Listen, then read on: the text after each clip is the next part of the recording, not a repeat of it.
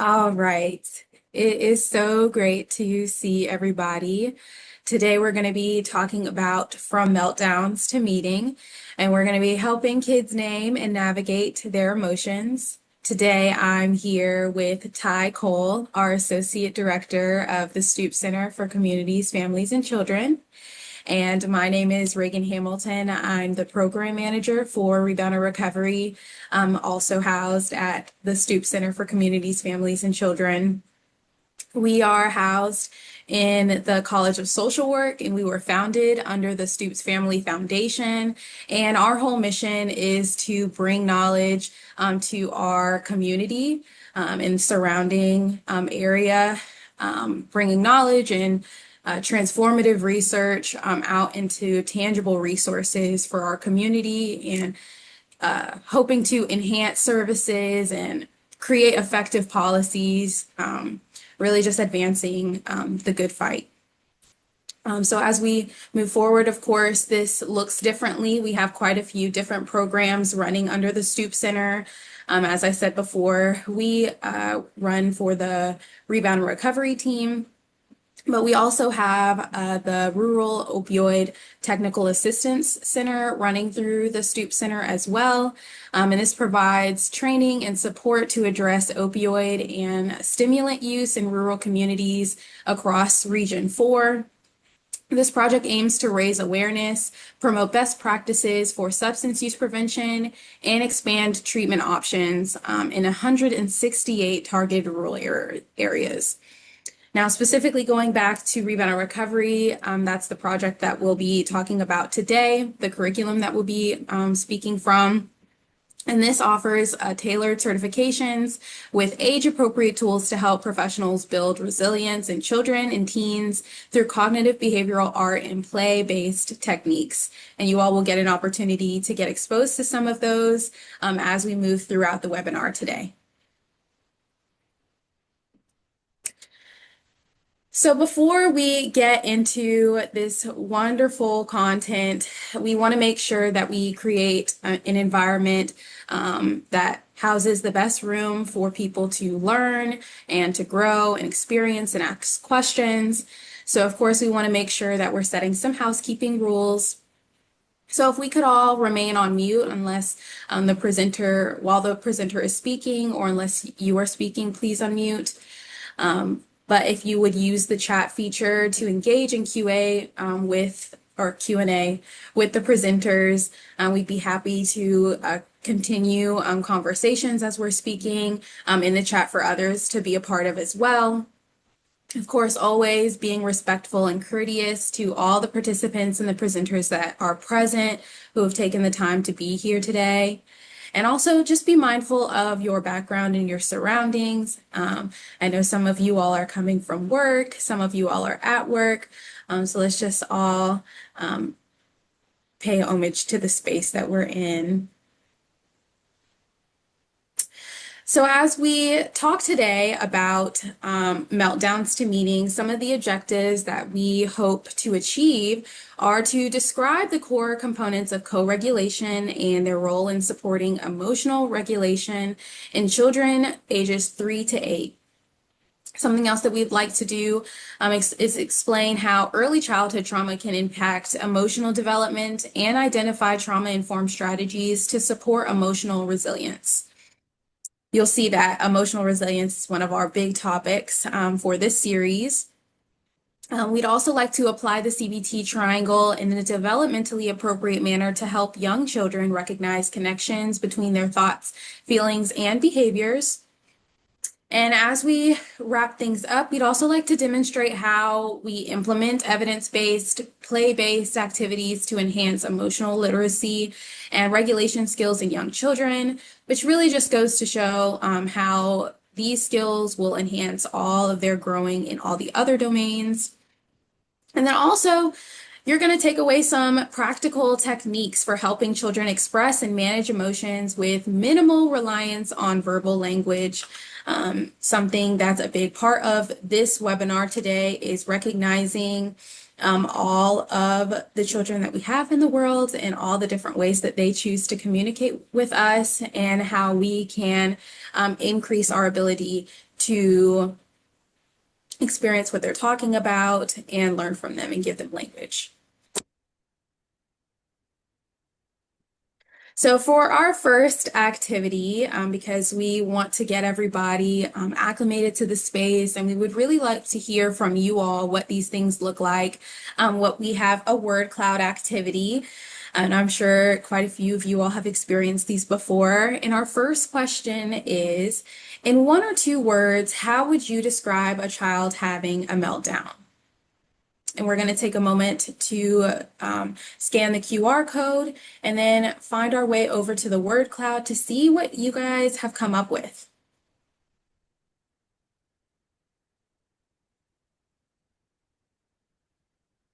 So thank you so much, everyone, for sharing all of those ideas and the ways in which you have experienced meltdowns. That is really appreciated. And so we're going to talk about those meltdowns. So one of the common misconceptions is that a child's behavior or emotional issues are being displayed through these meltdowns and that they are emotional issues. But really what's happening here is that this disruptive behavior is more about the communication and the child not being able to communicate what is going on in their body, what they are feeling.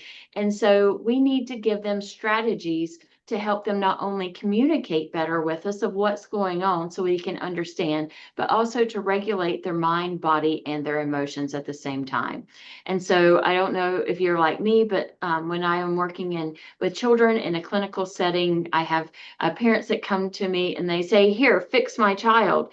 And there's really nothing about needing to fix the child. It's about providing the child those tools to tell us what they're feeling whenever they're angry, sad, or frustrated about something, and then giving them also tools in order to understand what's going on and then help them with that regulation. So let's jump right into what regulation is. So let's start with sharing the understanding of what it means when we say self-regulation.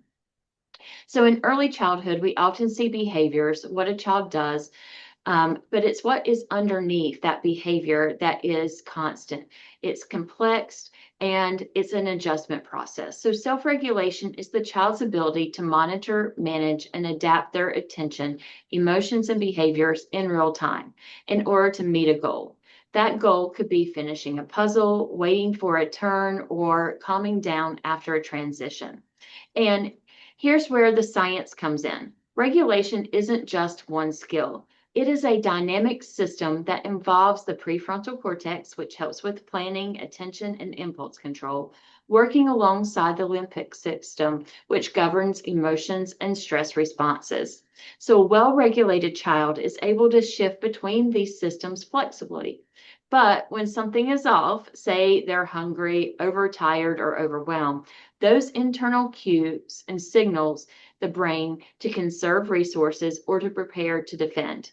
That's why you might see a child who is doing fine 1 minute suddenly start crying, hitting, or withdrawing. It's not about being bad. It's about the regulatory system hitting a limit.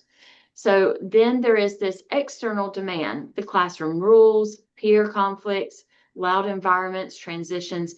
Each of these require the child to shift, to reorient, and to manage the response in a way that still gets their needs met without falling apart. So for young children, especially those exposed to stress or trauma, this system is still under construction. That's where co-regulation and strategies like the ones we teach in Rebound Recovery come in. We're not just managing the behavior, we're shaping the brain's architecture in ways that promote resilience, flexibility, and long-term well-being. So think about self-regulation as a muscle.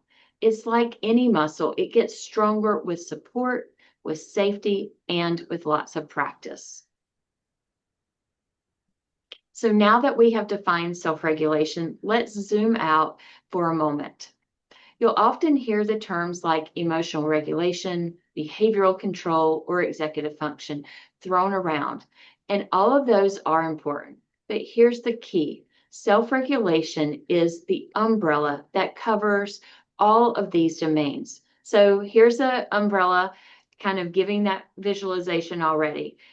The umbrella is self-regulation, and within that is emotional regulation, behavioral regulation, cognitive or executive functioning, the psychological regulation, and social regulation.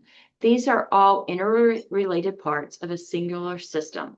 So when we support self-regulation, we are supporting all of these at once.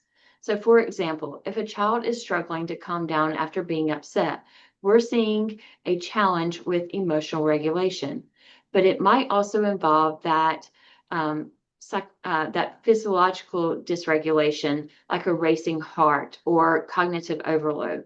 They can't problem solve yet, and that there's also that social regulation. They need help from the adult or the peer. The brain doesn't separate these into categories. Instead, it's constantly working to integrate sensory input, emotional states, memories, and goals, all while trying to stay regulated enough to learn, play, and connect. That's why we can't just target one piece at a time. We have to take the whole child, the whole system approach.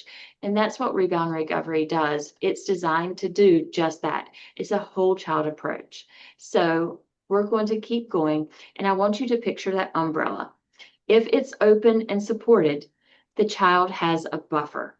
But if one piece of that is weak or missing, or if there's too much rain coming down, everything underneath will start to get wet. And our job is to keep that umbrella open and to help the child learn and to hold themselves together over time. So now that we've talked about self-regulation as an umbrella, we're going to kind of switch gears. We're going to break it down. These are the 5 interlocking components of self-regulation. So think of these, like I said, as gears in a system. When one gear slows down or jams, the whole mechanism struggles. But when they work together, that's when we see the child successfully managing the transitions, solving problems, and connecting with others. So let's talk about that physiological regulation. This is the body's baseline. This is the foundation. It includes the body's atomic system where that we have the heart rate, the breathing, and the sensory. And we're all going to talk about how all that's connected later. So when when a child's body feels dysregulated, maybe they're hungry or overtired, overstimulated by noise or light, the brain gets a danger signal from the body. This signal travels through the vagus nerve, which we're going to talk about, which is linked to the gut, heart, lungs, and to the brain. And that's why breathing techniques and movement breaks can be so powerful. They help calm the body first, which then turns into calming the brain, or what we talk about calming that barking dog. So kids can't regulate their behaviors if their body feels out of whack. That's why in Rebound Recovery, we always use cognitive behavioral strategies that work on that mind-body connection. So let's talk about cognitive regulation now. This is the brain's control center. And so this is where executive functioning comes into play. The 3 main skills here are the working memory, so holding a rule or direction in their mind, the inhibitor control, so stopping that impulse, like grabbing or shouting. And then there's the cognitive flexibility, shifting gears when plans change. These skills live in the prefrontal cortex, which develops rapidly in early childhood, but it doesn't fully form or mature until the mid-20s. So that means a preschooler who forgets a rule 5 minutes after you've said it isn't being defiant. They're still building that executive functioning muscle. Rebound Recovery helps by pairing visual supports with repeated practices like visual schedulers or the if-then chart to use to help support this flexible thinking. Next comes emotional regulation. You may have heard this, the name it to tame it. So emotional regulation is the child's ability to notice, name, and manage their feelings. The neuroscientist Dan Siegel says, name it to tame it. When the child learns to label the emotion like mad, sad, or excited, they begin to create a distance from that overwhelming feeling. So they basically are able to pump the brake.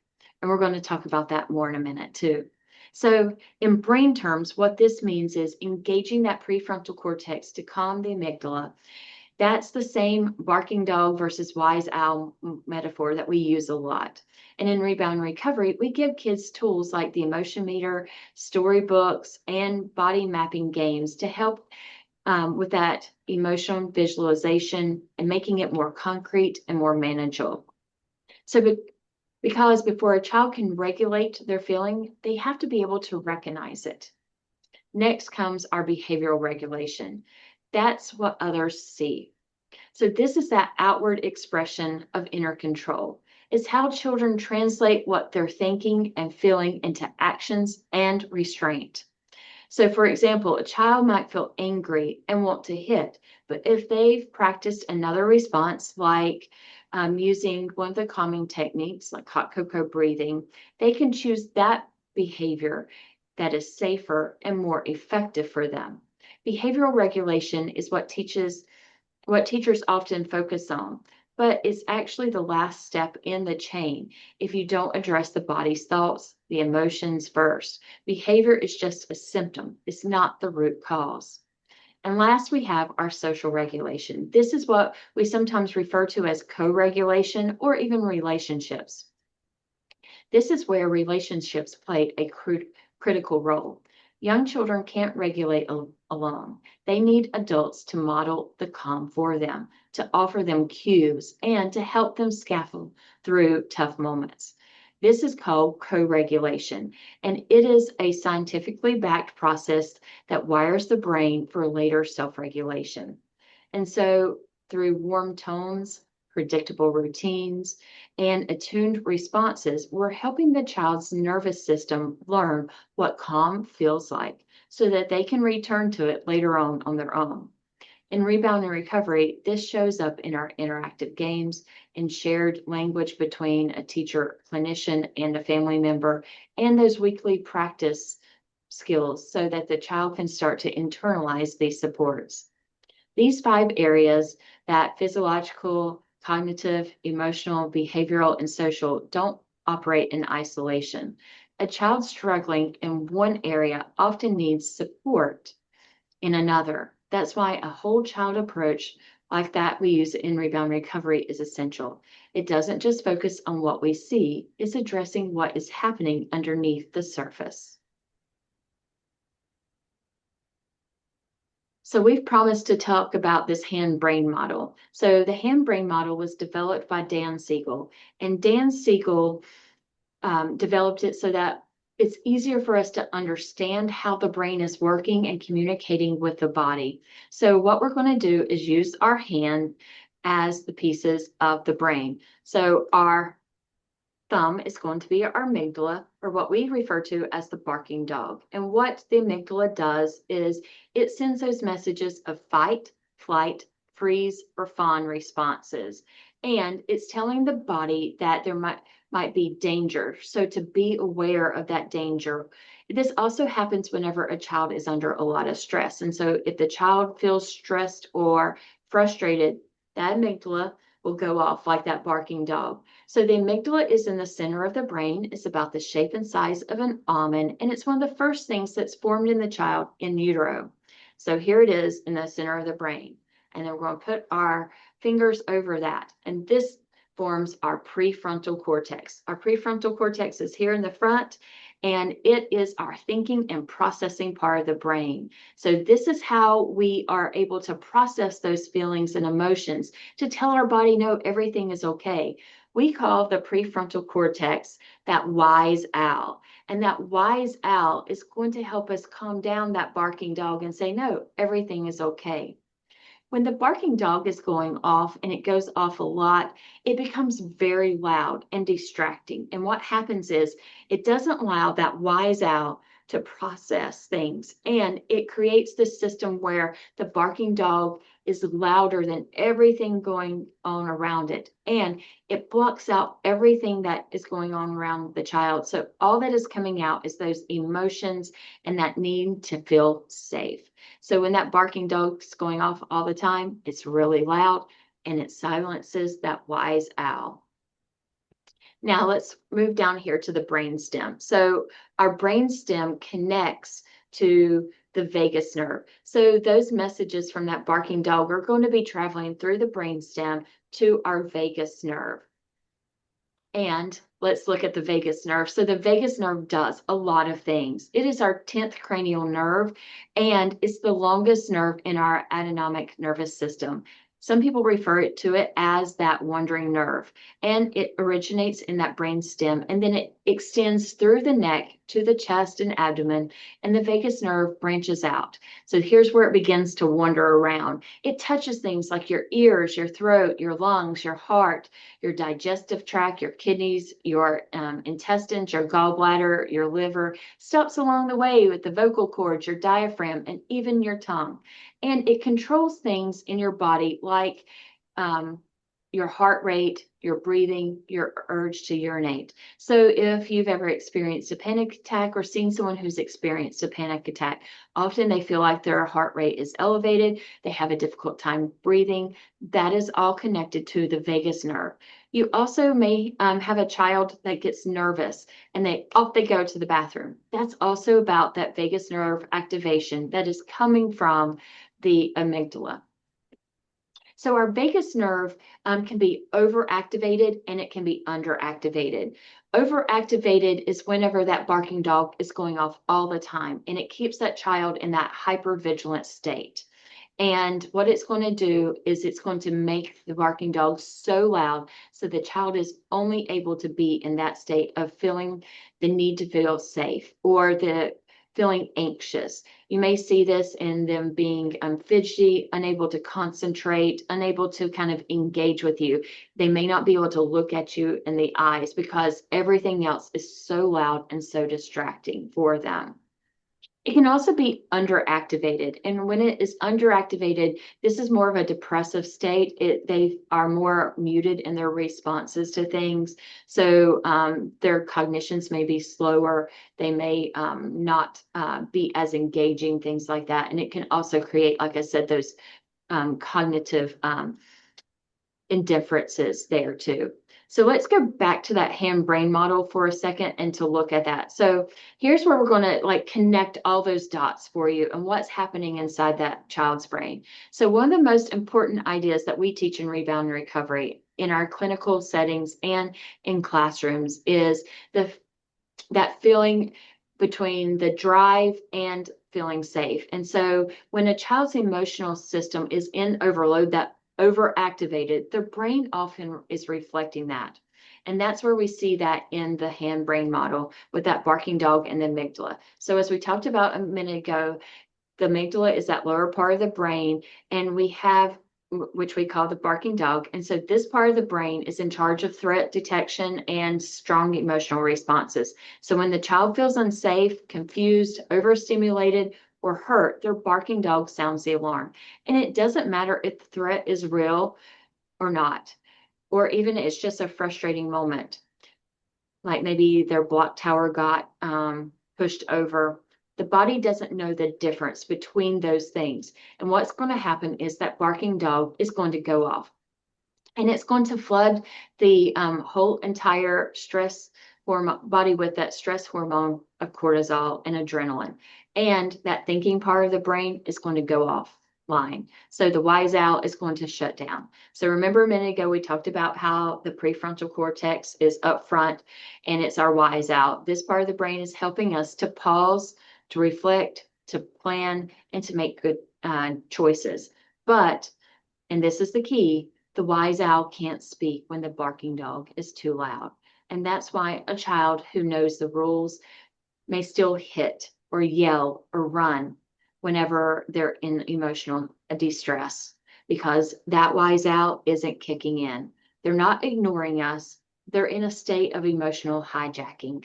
And we need to help them build a better pathway that isn't about going straight to that barking dog. We want to give them the tools to help that wise owl get a head start and to tell the body everything is okay. Also, when we are working with caregivers, talking about parenting for that wise owl and barking dog. And so whenever there is a behavior, it's not always about punishment. It needs to be more about calming the barking dog so that wise owl can come back online and the child can help process what just happened.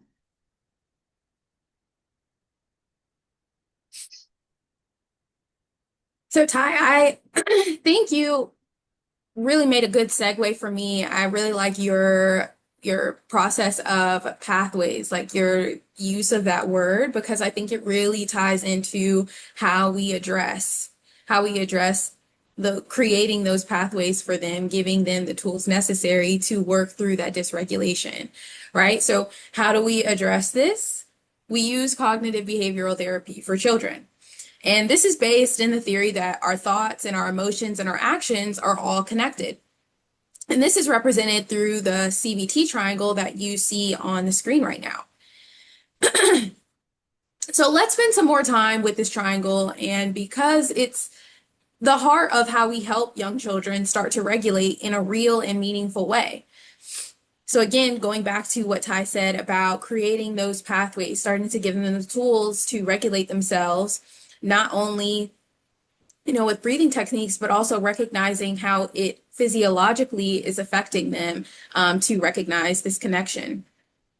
So the CBT triangle, which stands for cognitive behavioral therapy, is a model used in clinical settings, but it's also incredibly effective for young children when you make it concrete. And when we say make it concrete, that means from your clinical setting to the classroom, to home, to the grocery store, everywhere that that child goes, that it goes with them. And this triangle shows that thoughts, feelings, and actions are all connected, and each one of them influences one another. And so, of course, this seems like a really big concept. And for children, of course, we would need to make it developmentally appropriate. So, what do? We simplify it. And that looks like asking questions like, what I think affects how I feel, or simplifying it to statements like that. And how I feel affects what I do. And what I do can change how I feel or what I think next. So to give some examples, first I want to kind of walk through like what a normal, what we consider a negative loop might look like, okay? So if you think of a child and they think to themselves, no one wants to play with me. So that thought then makes them feel sad or it feels hurt. They feel hurt or they may feel anger. And so they act out. Maybe they throw a toy, they push someone, or they sit out of the activity. In some way, they aren't following the structure that you have for them or how you feel like they should be acting in that set moment. So this action reinforces their original thought, right? That when other kids move away or get upset, the child believes even more they're unwanted. So that, like Ty said, it's like a muscle. It just gets stronger and stronger. And we want to make sure that we're strengthening the right pathways, the right pathways through the brain that tell us those positive things. Like I said, that is an example of one of those negative loops. And so, like I said, this is a negative cycle, and it often happens quickly under the surface and without the kids even realizing that that's what's going on. And you'll notice that a lot of these processes that we have carry on with us through life. And a lot of these things that started out at such a young age carry on, and they end up being the root of a lot of the ways that we carry ourselves through life and the ways that we see ourselves and how we feel others perceive us. So what we want to do is start interrupting that cycle. And our goal with Rebound and Recovery is to interrupt that cycle, to give kids tools to notice their thoughts and their feelings before the behavior happens. So before they start pushing or isolating themselves, those kind of things. So what we want to do is teach them to recognize a thought. So what story am I telling myself? Name the feeling. So going back to what Ty said about name it to tame it. So start naming that feeling. What does that thought make you feel inside?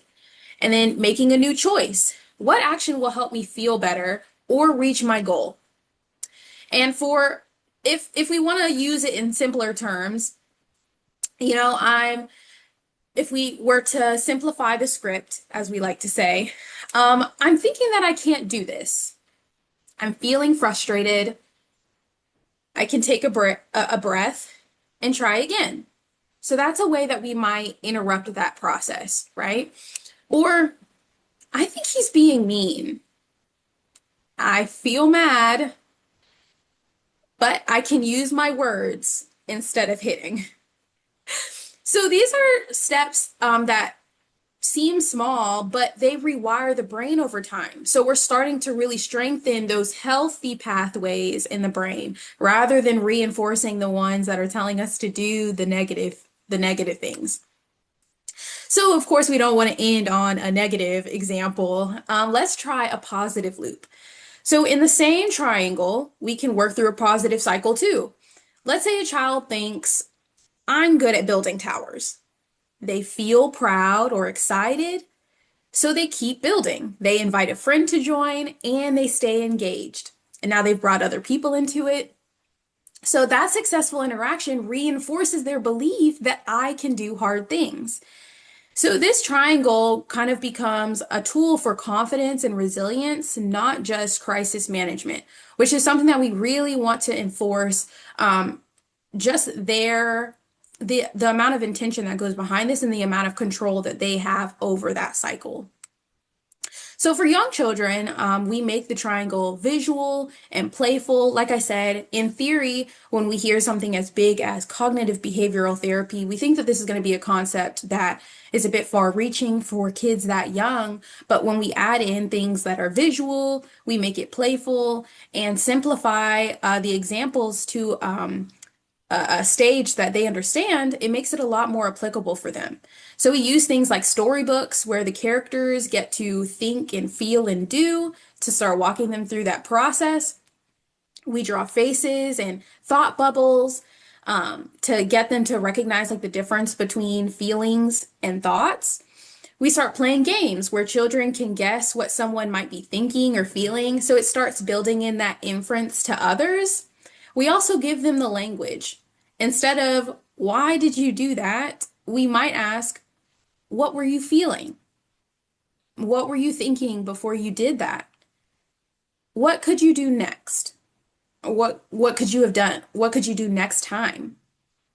And when we do this consistently, we start teaching them emotional literacy, metacognition, and self-control, all wrapped up in a child-friendly framework.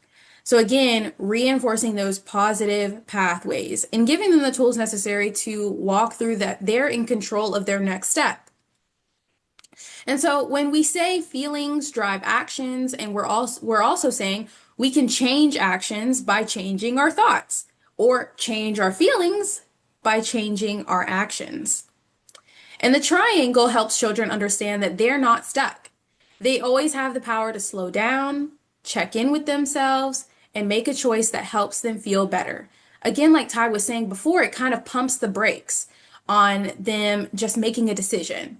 They now feel more in control of it and recognize what step they're in at any given moment. So this tangibly is real regulation, and it starts with teaching the triangle over and over and over again in a very playful, developmentally appropriate way. And again, like I said, this isn't something that we're just doing in a clinical setting. This is something that they're taking home, something that they're doing in the classroom, something we're doing in, not just when we're having a meltdown or just when they're dysregulated, but it's something that they're learning, they're working through at all times, because this isn't something we just do in a negative loop or a negative cycle. We do it in positive ones too. That is a great point, Reagan. And so I want to kind of break down that like regulation even more for those with us today. So there are two types of regulation. So there's the internal regulation and external, and they're not opposites. They're part of the same system. And understanding the difference helps us to respond with more empathy, more strategy, and more impact. And so, what internal regulation is what we're ultimately working towards. It means that that child is able to monitor their own body, their own thoughts and feelings, and choose a response that helps them meet the goal. So this includes that recognizing that they are feeling upset and taking deep breaths, or using words instead of hitting. It means waiting for a turn without constant reminders. It may also look like calming themselves down during a transition. It could be pausing before they react. So these actions may look small, but neurologically, they're huge. They show that that prefrontal cortex, that wise out, is coming online and beginning to manage the emotional and behavioral impulses driven by the amygdala, that barking dog. Internal regulation relies on executive functioning, language development, and self-awareness. But here's the thing, those systems take years to develop fully. So when a 3 or 4 year old can't regulate on their own yet, it's not a failure. It's a normal stage of development. And that's exactly why external regulation is so critical. So what is external regulation?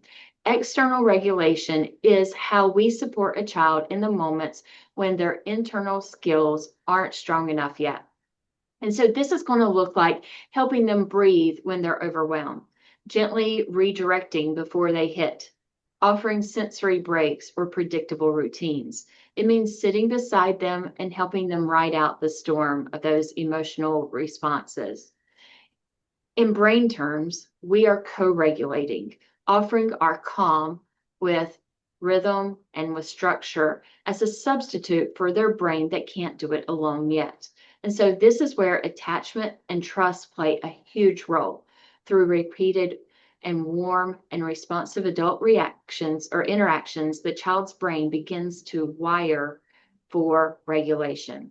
So our tone of voice matter, our facial expressions matter, our body posture matters, and presence, just in general, is going to send a message to that child's nervous system that you are safe, you're not alone, and you can get through this. So here's an analogy. Let's think about training wheels on the bike. The best way to picture this is when we learn how to ride a bike. An internal regulation is our goal. That is the riding the bike smoothly and independently. But every rider starts with training wheels. That's our external regulation. You wouldn't expect a 4 year old to just jump on the two-wheeler without any support. And that's the same with our emotions and our behavioral controls. So with time, repetition, and safety, the child begins to feel balanced on their own. And that's that natural shift from co-regulating to self-regulation. But without those training wheels early on, the child doesn't learn how to recover when they wobble. So they work together, and here's how they work together. Internal and external regulation are not separate tracks like we mentioned before. They're deeply intertwined. Internal regulation skills are built through external experiences. So every time a child's caregiver helps a child calm down, to label an emotion, or to problem solve a tough moment, they are building the brain's capacity to do it solo later. That's why rebound recovery continuously emphasizes repetition, modeling, and connection. We're not just managing behaviors, we're shaping the system that supports long-term regulation. So remember, internal regulation is the goal, but external regulation is the vehicle that gets us there. The more consistent, attuned, and supportive we are on the outside, the stronger the child becomes on the inside. And that's how we build resilience, self-awareness, emotional capabilities, and we learn that co-regulation is just a moment in time in which we are helping that child get to that ultimate goal of self-regulation. And so here we have some examples of internal and external regulators that we use in rebound recovery. And so internal strategies might include the things like our hot cocoa breathing, or finger counting, or using positive self-talk. These are tools that kids can practice and use on their own. The external self-regulators, on the other hand, involve the guidance or support that they receive from others, like caregivers or teachers, or helps that help them with their manage those emotions and those behaviors. So external regulators could look like visuals and reminders. So maybe you use the emotion meter that we're showing here, or maybe you use a visual scheduler. These supports help kids until they are ready to self-regulate on their own. So both internal and external self-regulation are important. They work together by using external tools now, helping the child build the skills for internal regulation in the future. So we use visuals all the time in rebound and recovery because visuals make CBT more engaging for the child. So that emotion meter is an example of that external regulation tool. And what this does is it's giving the child pictures, but it's also giving the child communication skills at the same time. And so what this is doing is helping the child connect that visual to the emotion, but also increasing their communication skills so they're learning how to normalize telling you what the emotion is. That affect labeling is so important during this whole internal and external regulation and building that self-regulation skill ultimately.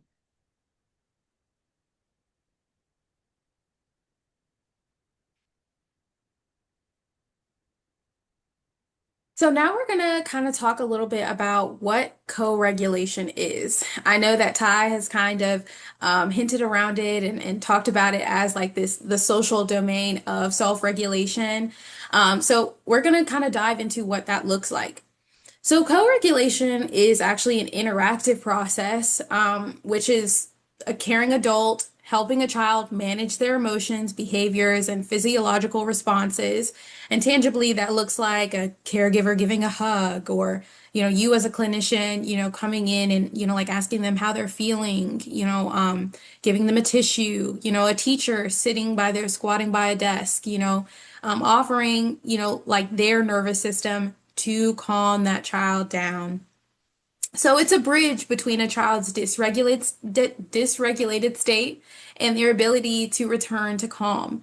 And it's the foundation for developing self-regulation over time, of course, because as they are co-regulating, they're starting to see how it is that you take in and release, right?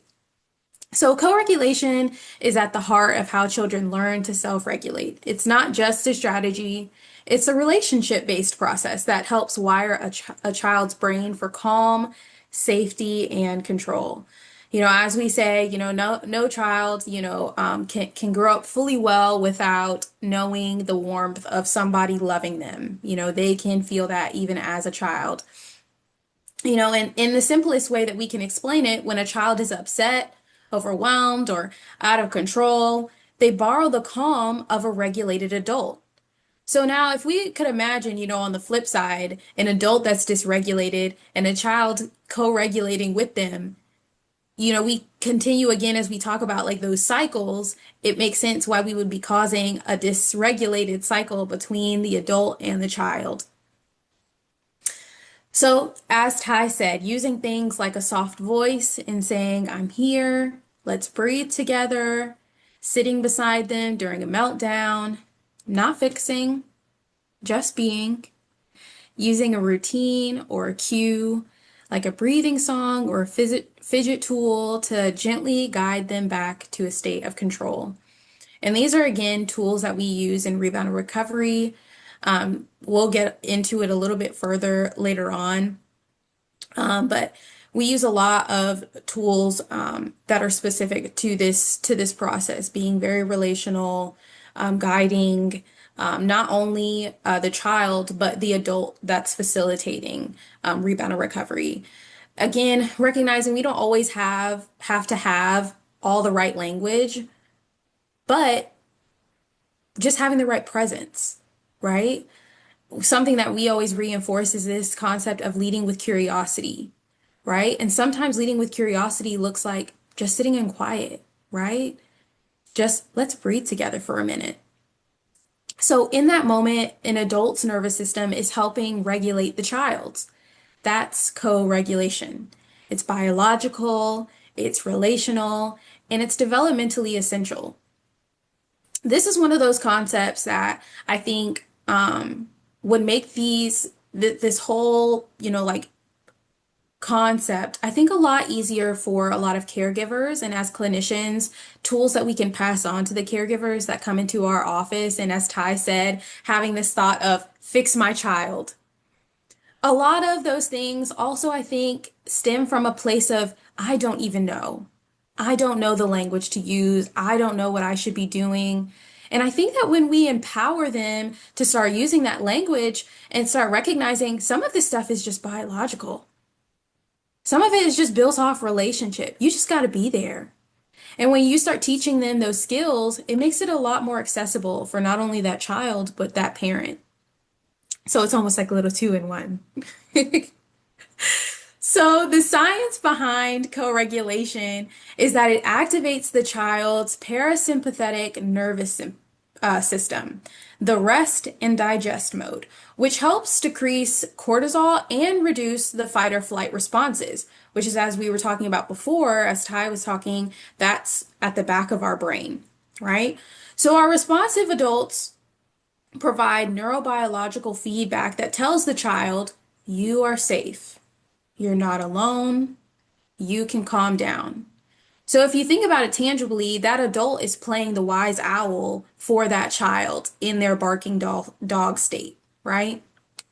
And over time, this repeated co-regulation leads to a development of the child's prefrontal cortex, which supports executive function and internal regulation, logic, reasoning, all of those things now are being reinforced.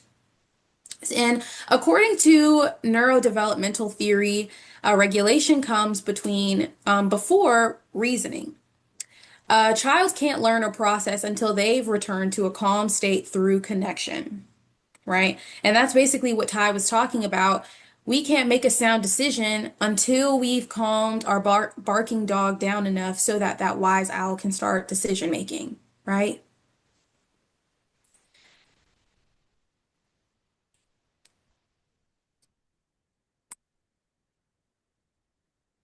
And now we're going to go ahead and move into our next word cloud.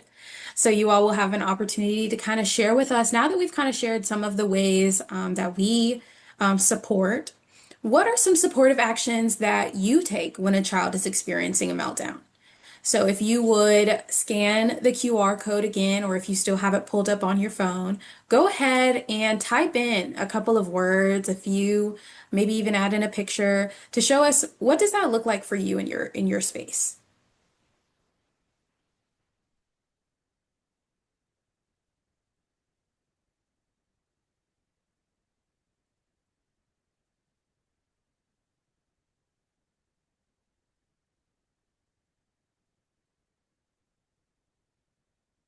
You all put some great words up there.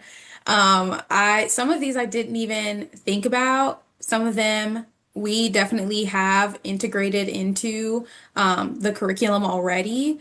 So I love that. Continue to be thinking about those as we move throughout the webinar today.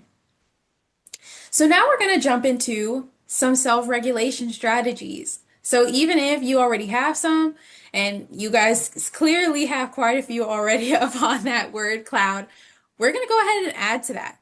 So what we have here are two of our self-regulation strategies, one superhero butterfly, and the other our infamous hot cocoa breathing. So first I'm going to take you through our superhero butterfly.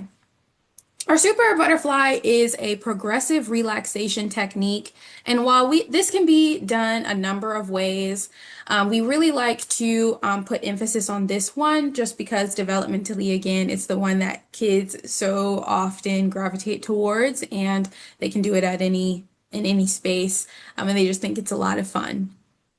So look at it more as a starting point, because there are so many ways that we can use it. So first what we're going to do is intentionally build our arms up. We're going to tense our arms really, really tight and hold for 5. 1, 2, 3, 4, 5. And then we're going to fly away like a butterfly and softly release. One, two, three, four, five. And then we're going to tense back up again in our superhero. One, two, three, four, five. And then we're going to release. One, two, three, four, five. Amazing. And as I said before, there are a number of different body parts that you can focus this in on. In some spaces, we use our stomach. We say that an elephant is going to come, so we tense our stomachs up really, really, really tight before it comes and steps on us. And as it leaves, we can release. And for our toes, if we're feeling particularly tense in our feet, if we want to crunch our toes into the sand, act as if the wave is going to come and push you away. Tense, tense, tense your toes. And then when the wave releases back into the ocean, we can release our toes as well. So, of course, in your practice, feel free to use whatever body part that you feel like the child is holding the most tension in and focus in on that one for your relaxation. So for this next one, it's our hot cocoa breathing. And as Ty said, this is one of those internal regulators. Both of these actually, because you can do it all on your own without any tools. So what you're gonna do, whether you have a physical hot cocoa cup or you just have your hands when you are out in the community, what we're gonna do is oh my gosh, we all have our hot cup of hot cocoa. We're gonna take a deep breath in to smell it. Oh, that smells good. Wow. But before we take a sip, what do we have to do? Blow on We it. need to blow on it. Yes. So let's all take a breath and blow. We're gonna blow in again.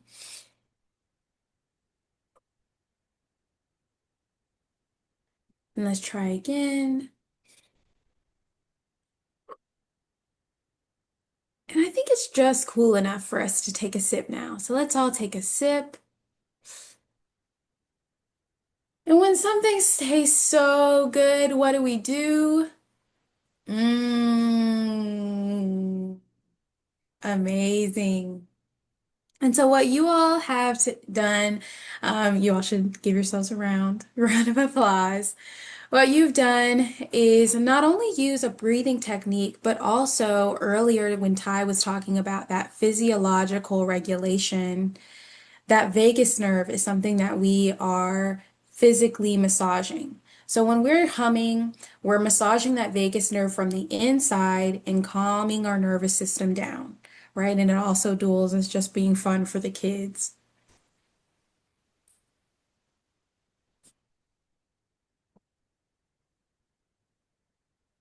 So let's talk about that mind-body connection that Reagan was just talking about.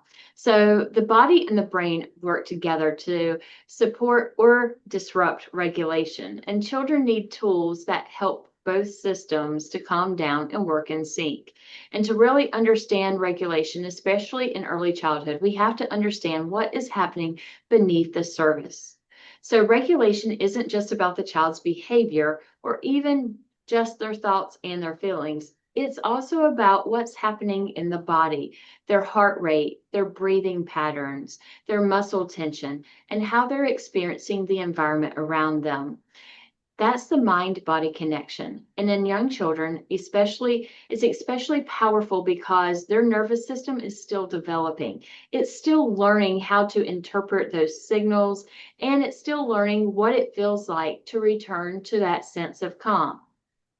And the brain and the body are in this constant conversation. It's like a walkie-talkie sending messages back and forth from the body to the brain.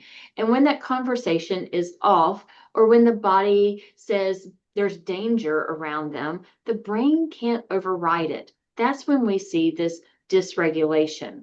So we're going to talk about like the bottom up regulation. So when the body sends a message to the brain, let's start by saying that it is telling the brain that something's going on around them and it's sensing danger or it's sensing stress.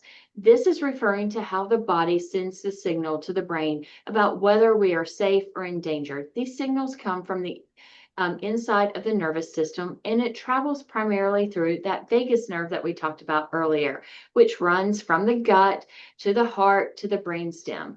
It's like that messaging superhighway between the body and the mind. And for children, these bottom up signals may include a racing heart after being startled. It may mean muscle tension or a clenched fist when they're frustrated. It may be a churning stomach ache from anxiety. This is something I saw a couple of years ago with one of my young clients. Every day, right after COVID, began going to school for the first time. And when it came to snack time, the child was upset and threw up.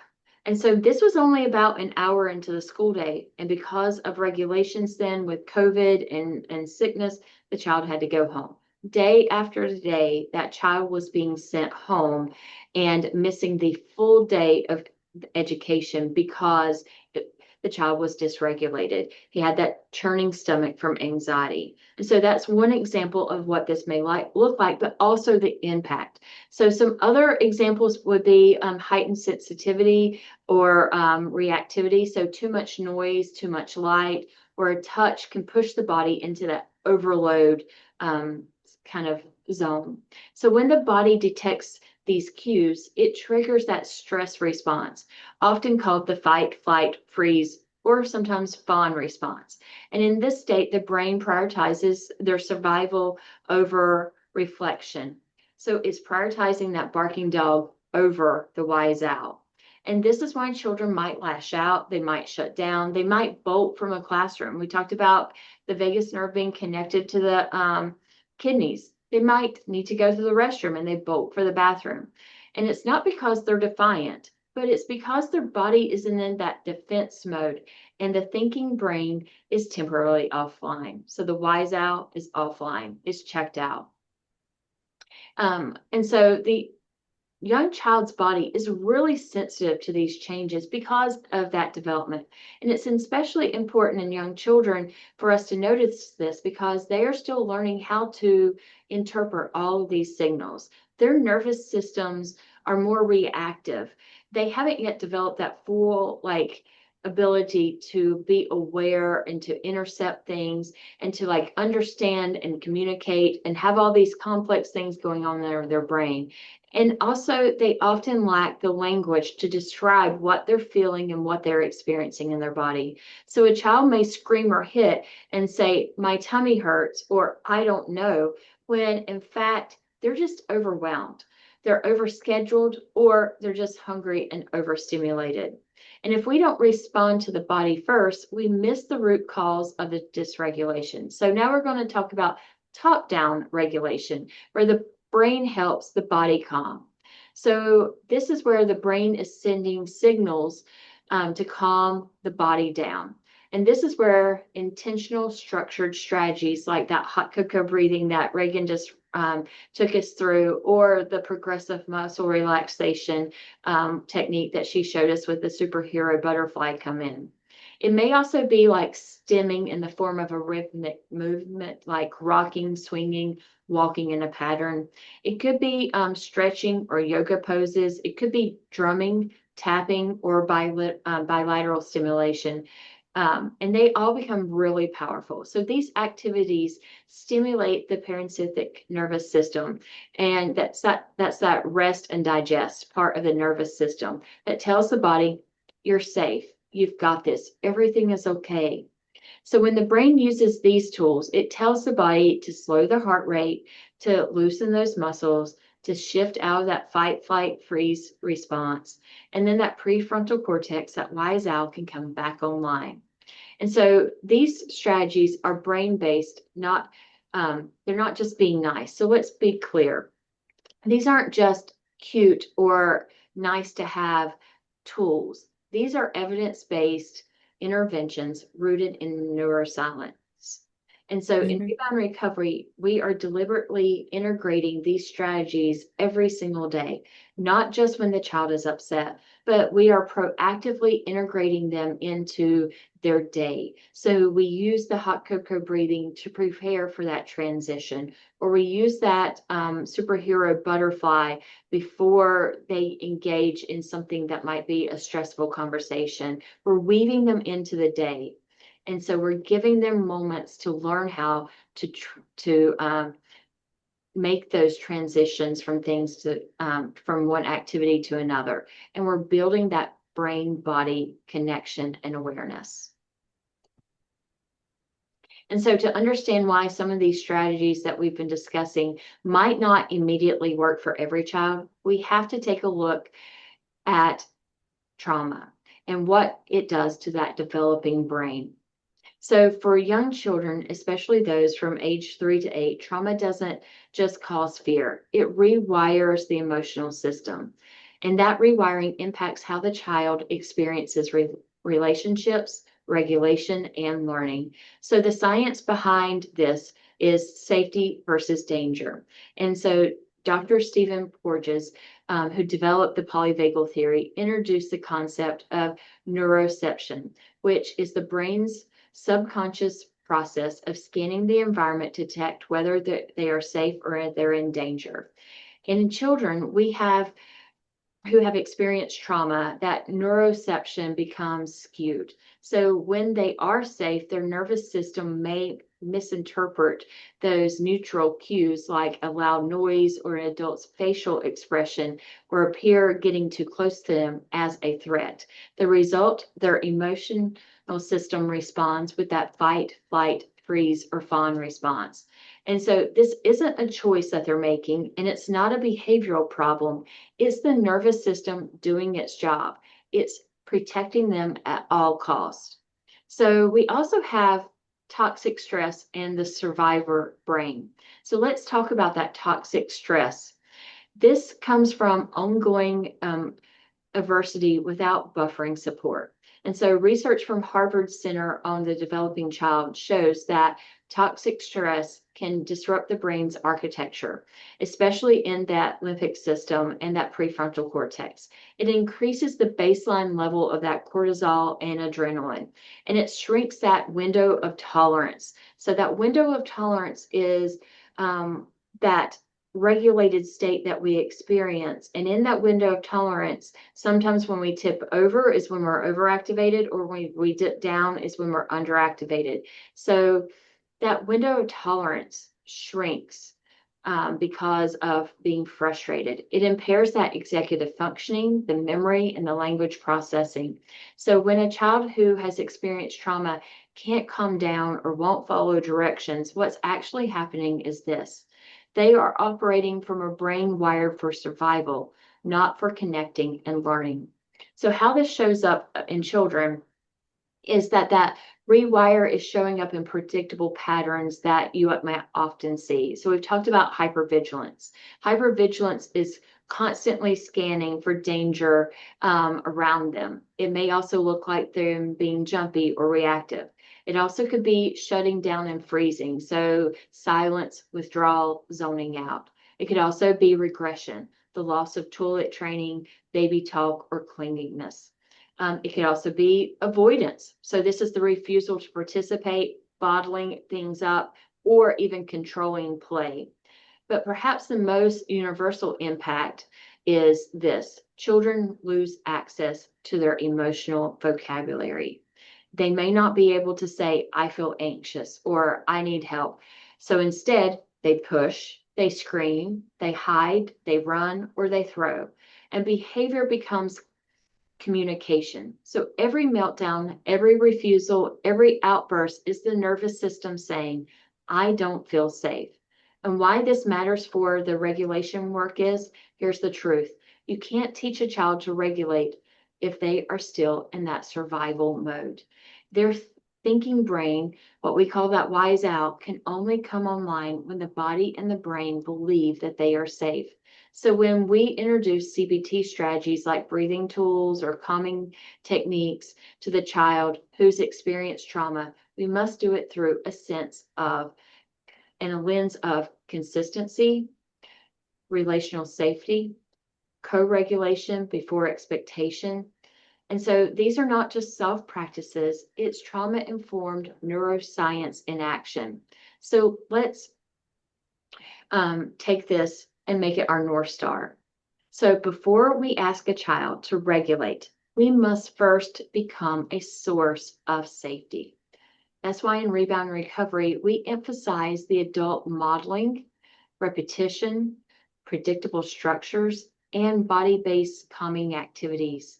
So because these are the conditions that rebuild a brain's ability to feel safe and to be not wired for chaos anymore. So once the brain begins to trust again, this is when the healing begins. This is when reflection can begin. And this is a new regulation pattern beginning to take root. So now we've been talking for a very long time and engaging in a lot of thinking. So we're going to take a 5-minute break right now to give you a time to stretch, maybe even practice some of those techniques that we practiced earlier, like the superhero butterfly or hot cocoa breathing and stretch. So we'll see you back in a few minutes.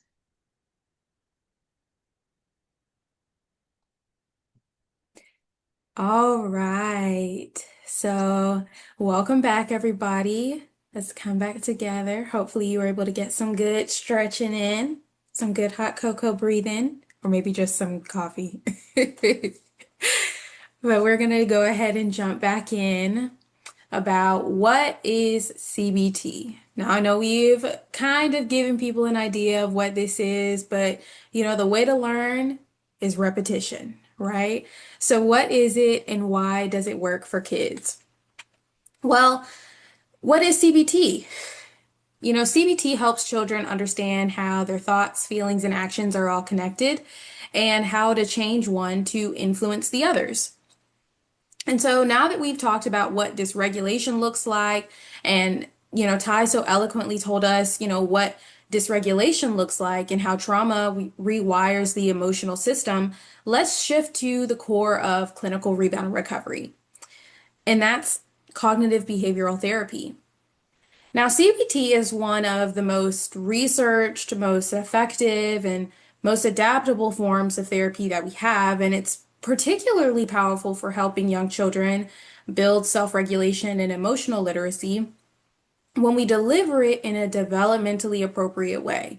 I don't know if you all have caught on to this yet, but we always tagline our CBT with that, making sure that it's appropriately staged for them, right? Those visualizations that we were talking about, using simple language, those types of things. So, in simple terms, at its core, CBT teaches this: what we think affects how we feel, and how we feel affects what we do. In more clinical language, CBT is based on the idea that cognitions, our thoughts, influence emotions, our feelings, which influence our behaviors, our actions.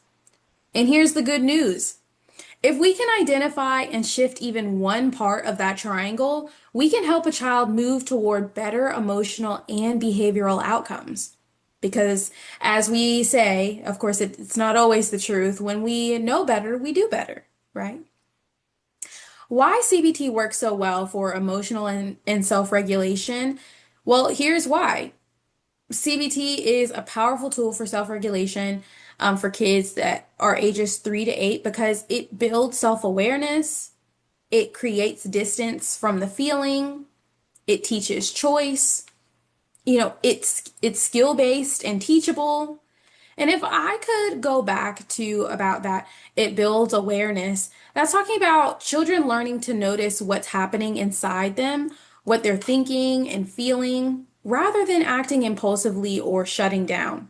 So, as Ty said before, that name it to tame it, becoming really aware of what they're feeling and why they're feeling it. And that's as simple as using something like our emotion meter, like a morning check-in, an afternoon check-in. And then when I talked about creating distance from the feeling, this is when a child can say, I'm feeling mad because I thought I wasn't going to get a turn. They're already regulating because they're naming the internal experience, not becoming it, right? So, and then like I said, it teaches choice. So this, you know, style, cognitive behavioral therapy, it offers children a menu of responses. Instead of yelling, they might breathe. Instead of hitting, they might ask for space.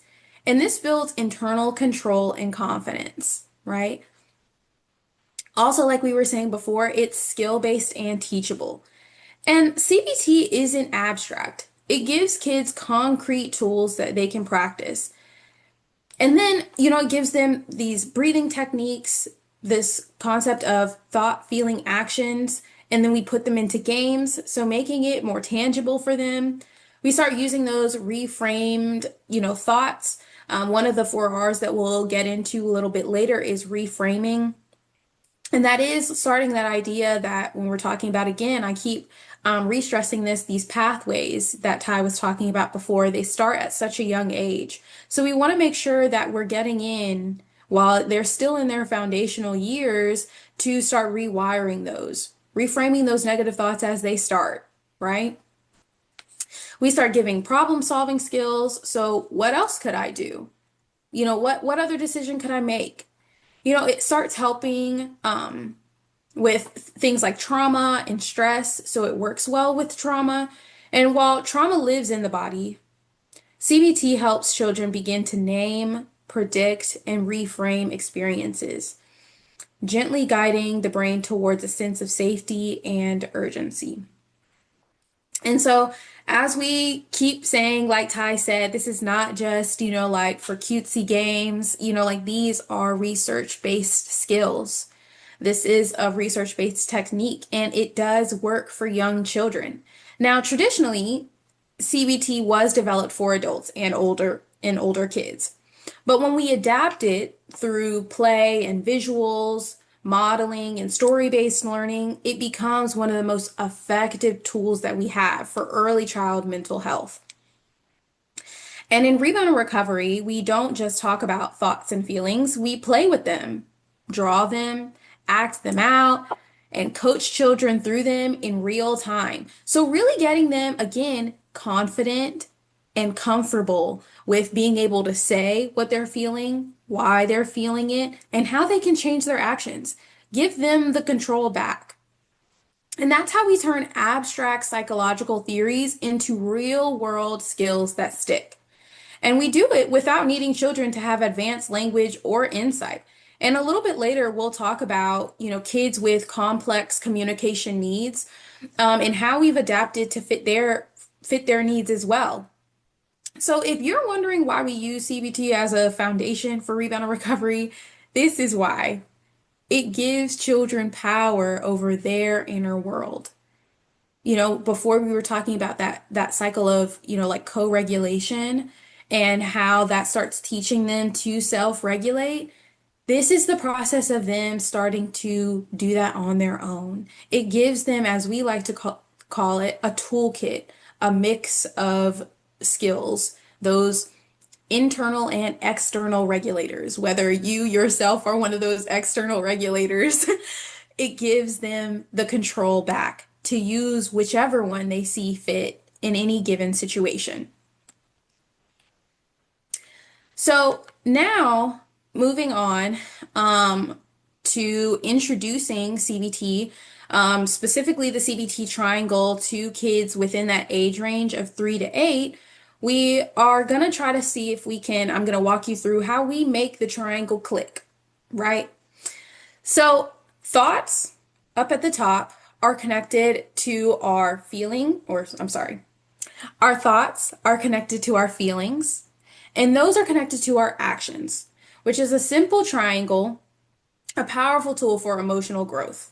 And so while we, like when we're presenting and we're working with kids, you will see us constantly doing these physical movements. Our thoughts are connected to our action, or I'm sorry, our thoughts are connected to our feelings, and those are connected to our actions because we really want to reinforce to them that process.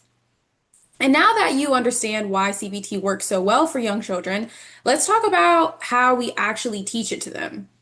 So, especially in a way that's developmentally appropriate for that age. And again, I'm reciting that age of 3 to 8.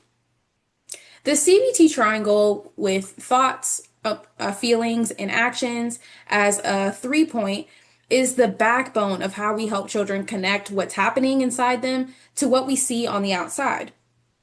But here's the thing, this is a high level cognitive concept. It's abstract, which I know goes against what I was just saying, but like I said before, making it developmentally appropriate. And preschoolers don't learn through abstraction, they learn through storytelling, repetition, visuals, and play. Again, going back to how are we making it click for them? How are we making it developmentally appropriate for that stage of their life?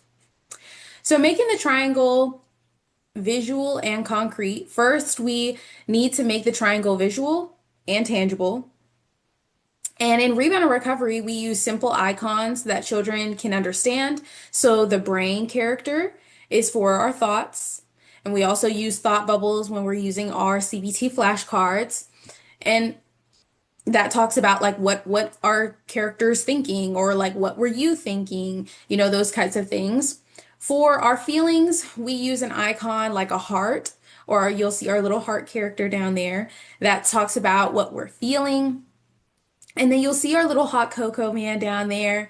And we also have our floating hands and feet to show our actions. And this is with our hands, our arms, our legs. Sometimes we may use a shoe or an action arrow, and that's showing what they're doing with their body. What are the decisions that they're making, the actions that they're taking.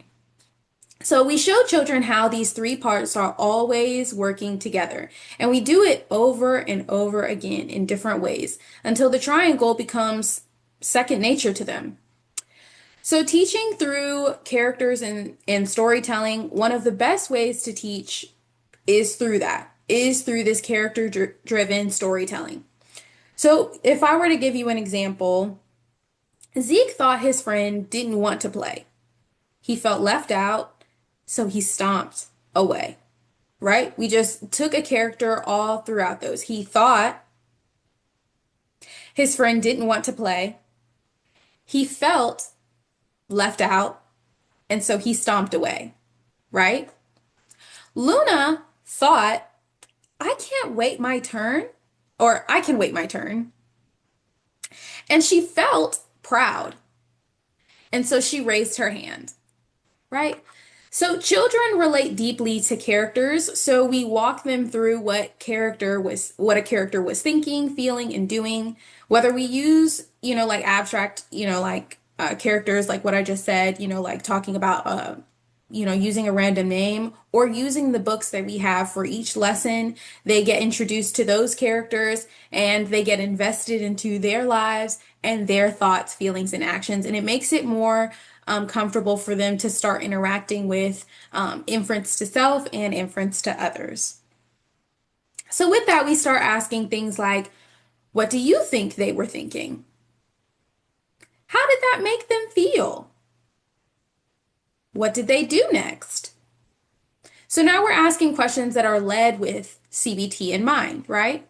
These are questions that build both emotional literacy and causal thinking. So these are two essential foundations of regulation. Something else another way that we like to help this click is using play to reinforce the triangle. So once children are familiar with the triangle through stories, we bring it into play. So sorting games, as I said earlier, we use things like our flashcards, where kids can match thought cards, feeling faces, and action pictures into full triangles. We have our emotion charades where kids can act out a triangle and others guess the pieces. We also have the color the triangle worksheets, so they get to use their own experiences to color in for each emotion, what that looks like for them. We also really like this concept because play gives them a safe, creative space to practice the language of regulation without pressure of somebody telling them when something is right or wrong. And it also makes CBT fun rather than clinical, as much as we all love it. So, another way that we make this tangible for them is through scripted examples and coaching language.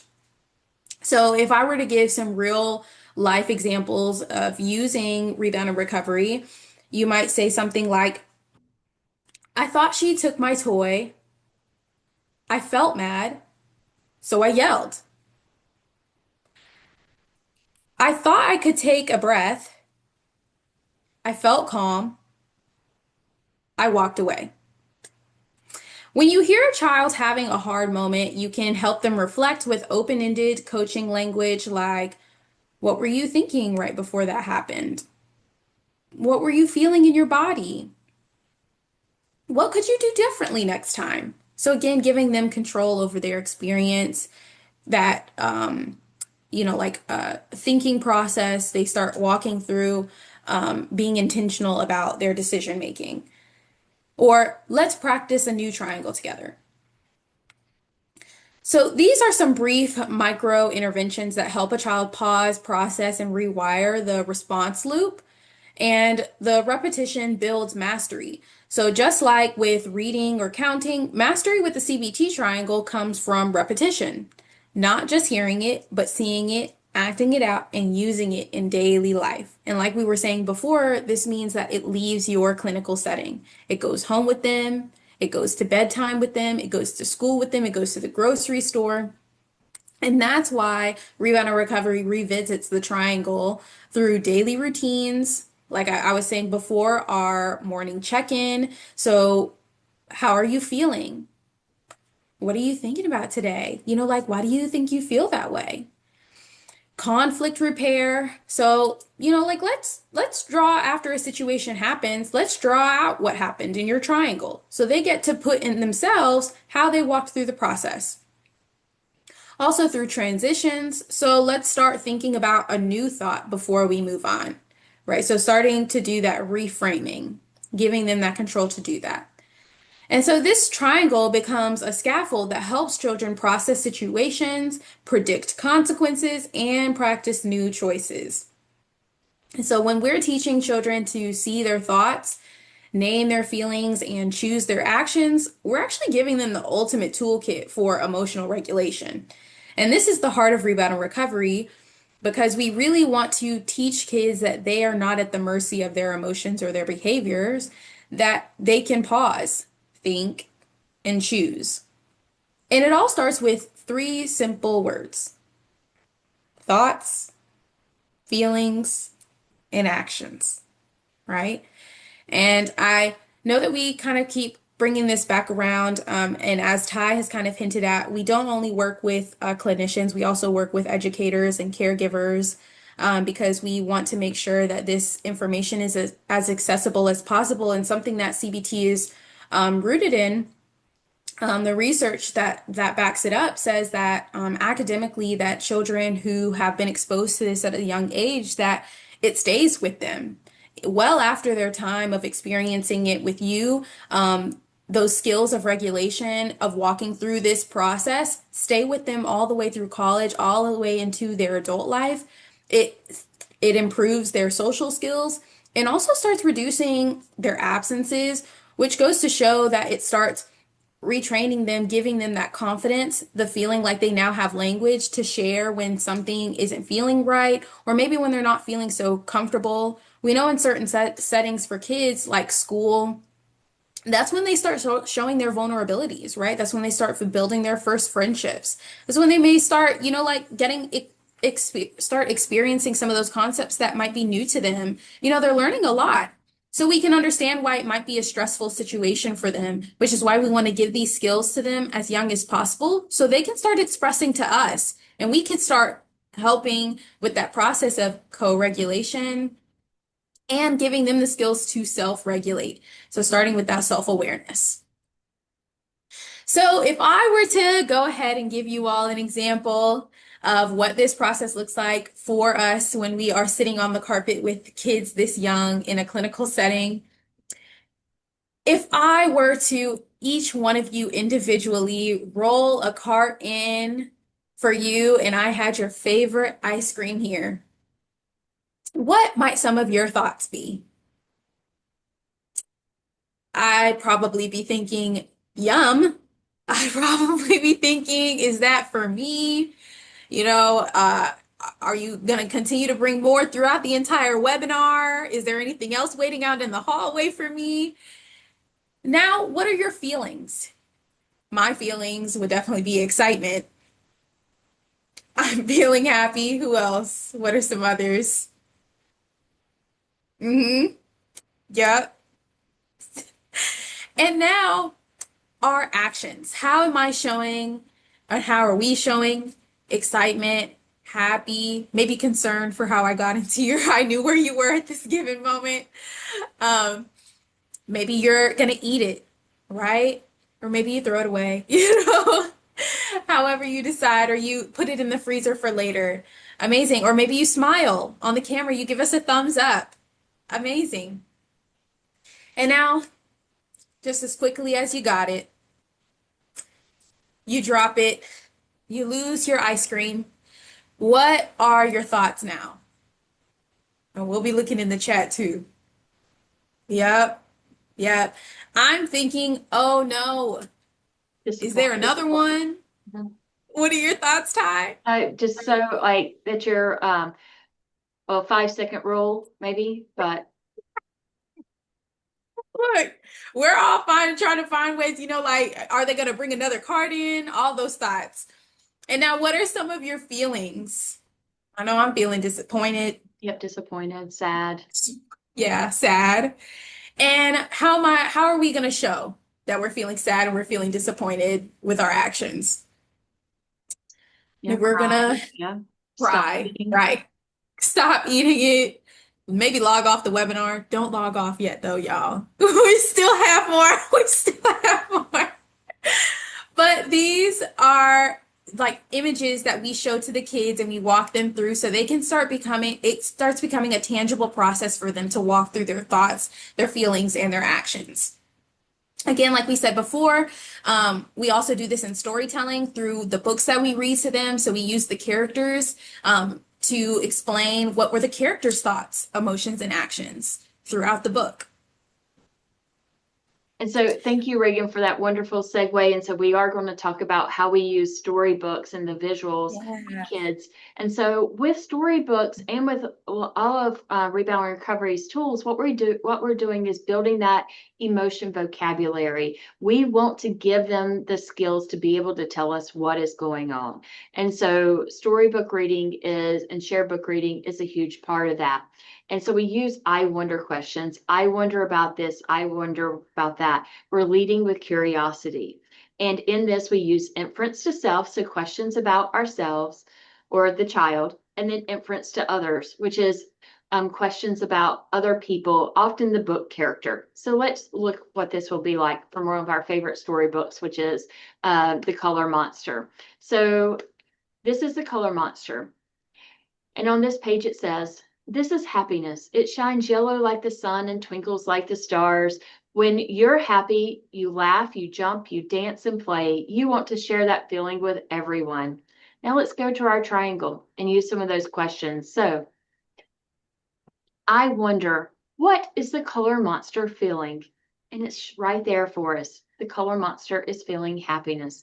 I wonder, what does the color monster do when he is happy? That's right.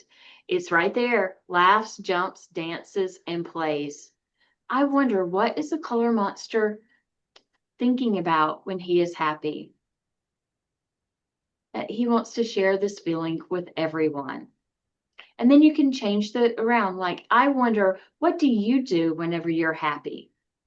Mm. Mm. I Mm. wonder, what do you think about when you're happy?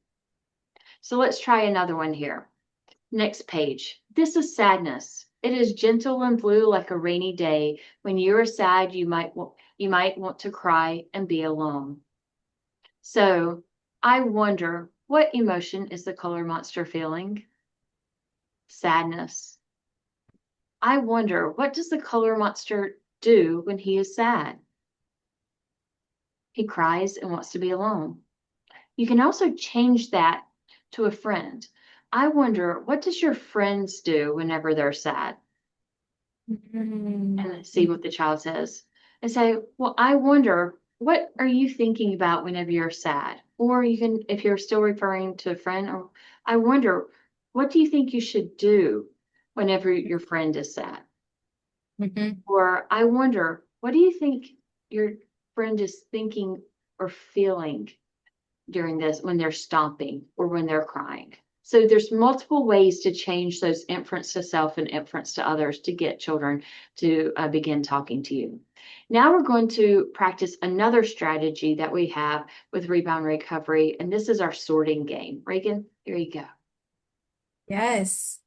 So now, of course, we would normally have these trainings in person, so everyone will be able to be really interactive, but we'd still love you all to play a part in this. So I'm going to ask you all to put your answers in the chat as we go from flashcard to flashcard.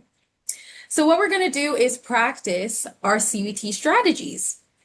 So you'll see we have our heart guy, we have our brain man, and we've got our hot cocoa.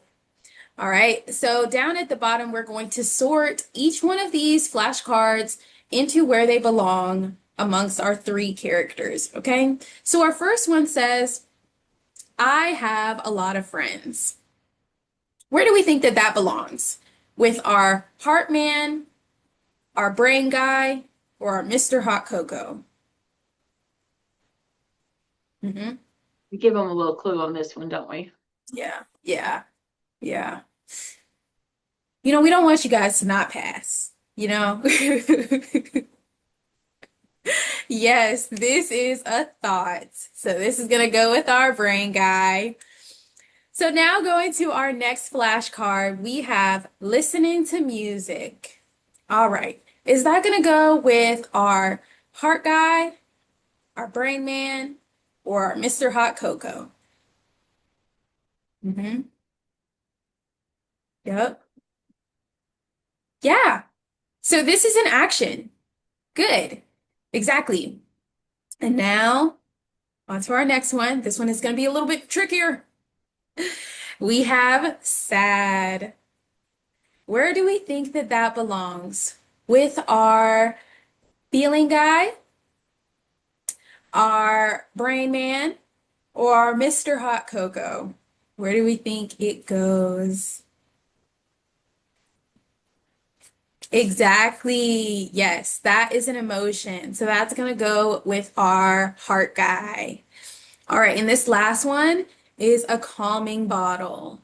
Where do we think that that belongs?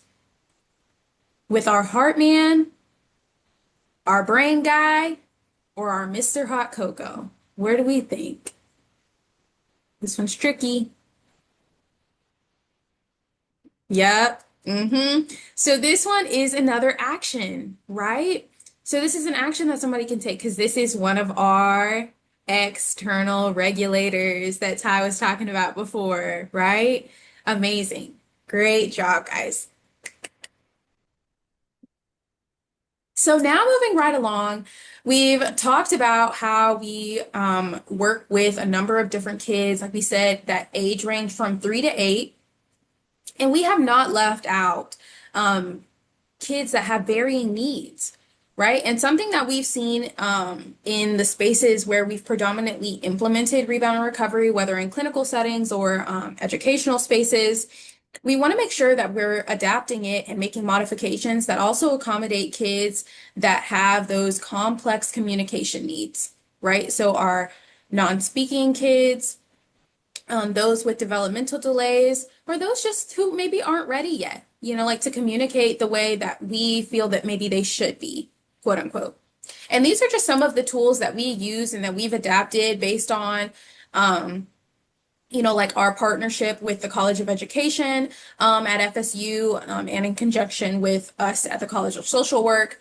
And that looked like tangibly making things intentionally textured. So using things like Play-Doh, using things like Velcro, or putting sand or beads on things. For some kids, make things a much easier experience for them and make them more enjoyable, something that they want to interact more with. Of course, we know that that's not for every child, but some we have adapted some of our activities to accommodate those needs. Also, enlarged visuals. So you'll see we also have our blown up CBT flashcards where we have the emotions on big laminated flashcards for kids to feel like they're a part of the experience, so they get to hold them and they can see them really big and blown up. We also have what we call, and I'll get into this a little bit later, but our storyboards that have flashcards on them. So when the character is doing something, these storyboards are significantly modified, broken down to the core concepts of the books that we read in the classroom for some of our kids who cannot sit for a whole book. So we have those moments where they can spin when the character spins. So you'll see those up on the screen as well. We also have what we call our visual sequences. So this is our if you then boards. This is something that really seems to help with kids who really need to see like the what we were talking about before, like causal reactions. How in the CBT triangle, how our thoughts and our actions are connected, right? So if you do an activity that is less desirable, maybe like going to the toilet, or like going to lay down for nap time, or something at home that they don't really want to do, then you get to do something that's desirable. I know for some kids, that's being the line leader in the classroom. Maybe in your clinical setting, that's they get to hold the book, or like they get to like pick the next activity that you all do in session. So those kind of things, again, giving them back the control by seeing what is going to happen next, right? Art and play techniques. So those kind of things we start adding in, like I said before, things like Play-Doh, using our calming bottles, getting them involved in those processes so that they feel more invested in the calming technique because they were a part of creating it. Using things like music and movement. Like I said before, in our storyboards, we have moments where they're able to move with the characters so they're not just constantly sitting down. And we also have songs in each one of the lessons that are tuned to songs that kids are already being exposed to, whether it's like our emotion finger puppet songs that go to what is it? Mommy finger, mommy finger. And then we also have other songs that go to things like Baby Shark. So they're already tunes that kids have already been exposed to that make it a lot more tangible when they come into your clinical setting. And then again, like I said before, repetition. So while in each one of the sessions, they'll be exposed to a different emotion. And of course, you can break these down any way that you choose. There's still some consistency, right? So there's still some consistency in the activities that they're doing, like the calming techniques that you're exposing them to, you're constantly bringing those back to the forefront. That CBT triangle, we're constantly bringing it back to the forefront, right? So just making sure that we're making those things concrete, right? So if anybody has any questions, of course, we'll be looking in the chat along the way to answer any of those. But if anybody's interested in how we've made any other accommodations, adaptations, or modifications to the curriculum, feel free to ask in the chat or reach out to us, and we'd be happy to interface with you about that. Yeah, thank you, Reagan. And you're right. So not being able to speak doesn't mean that child isn't understanding or processing or able to participate. And it's Mhm. our job to like help them learn how to communicate and to co-regulate and to create these multiple opportunities for them to engage. And so a lot of times we get asked about how do we weave these into a regular session that we're having with a child. And so that's one of the most asked questions I think I get is, when do you teach regulation? And the answer is, you don't need like 30 minutes. You only need like 30 seconds, because it's going to be 30 seconds over and over again. Because what makes rebound recovery work isn't the strategies themselves, it's how we use them, and that we embed them in the natural rhythm of a day. And so they're low demand, low intensity, and they're built into the flow of an everyday routine. So, like I mentioned earlier, using that hot cocoa breathing as you begin to do a transition, or as you're about to go get into the car, something like that. And research on that neuroplasticity tells us this, that repeated exposure to calm, supportive regulation cues builds new brain pathways, and that these are especially important for children under the age of 8. And that means that we don't need perfect sessions, we just need predictable patterns. And so, where do we embed these? Well, here are 4 key parts of a session, or even a classroom or an interaction, where you can build in regulation without adding time. You can build them in during your check-in. So, begin every session with a quick body scan, the emotion meter, or a breathing game, and you model them and share with them this. You can build them into transition. So use the movement or rhythm to shift from activity to activity. So let's do 2 hot cocoa breaths before we move over to the table. You can also use them in story time and play. So pause in the middle of a story and ask, how do you think, or how are you feeling about this? You can also role play the CBT triangle through puppets or character games. And then during your goodbye rituals, you can create this shared moment and this shared ritual of using hot cocoa or using that emotion meter before you say goodbye. So regulation is a daily practice. It's not a one-time lesson, and our brain needs to learn to use it frequently. Not with intensity, but with frequency. And you don't need a dramatic intervention. You don't need a dozen small moments here and there. What you need is just this consistency of using it over and over, that repetition. You need to offer a way to cue and to support a choice and to name the feeling. And so when those moments are embedded, the child learns to expect and internalize them, making regulation part of how they move throughout their day and through their world.